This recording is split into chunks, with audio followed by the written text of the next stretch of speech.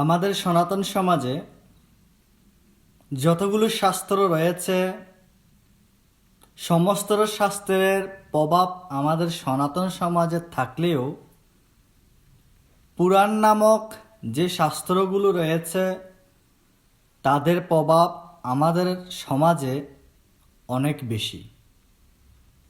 নমস্কার, আমি তাপস, আপনাদের মাঝে জ্ঞানের কথা নিয়ে। আমাদের মাঝে যে পুরাণগুলি রয়েছে, আমরা পুরাণ কথাটা তো অনেকজনে শুনেছি, কিন্তু আসলে পুরাণ কি, পুরাণ কয়টি তা সম্পর্কে আমাদের অনেকেরই ধারণা নেই। এবং সেই পুরাণগুলোর মধ্যে উত্তম বা শ্রেষ্ঠ পুরাণ কোনটি সেটাও আমাদের জানা নেই।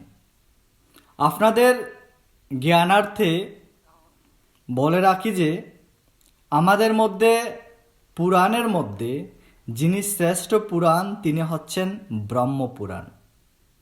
এখন জানা যাক পুরাণ কয়টি। সেই পুরাণের সংখ্যা হচ্ছে 18টি। যে 18টি পুরাণ রয়েছে সেগুলো কি কি তাও কিন্তু আমরা জানি না।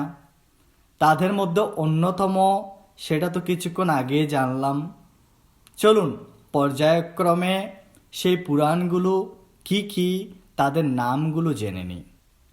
ব্রহ্মপুরাণ, পদ্মপুরাণ, বিষ্ণুপুরাণ, শিবপুরাণ, ভাগবত পুরাণ, নারদ পুরাণ, মার্কণ্ডেয় পুরাণ, অগ্নিপুরাণ, ভবিষ্য পুরাণ, ব্রহ্মবৈবর্ত পুরাণ, লিঙ্গ পুরাণ, বরাহ পুরাণ, স্কন্দ পুরাণ, বামন পুরাণ, কুর্ম পুরাণ, মৎস্য পুরাণ, গরুড় পুরাণ, ব্রহ্মাণ্ড।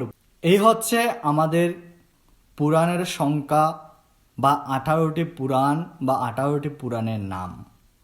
যারা জানেন এবং যারা জানেন না সবাই শেয়ার করে সনাতন সমাজে সনাতন জ্ঞান ছড়িয়ে দিন, প্রসার করুন।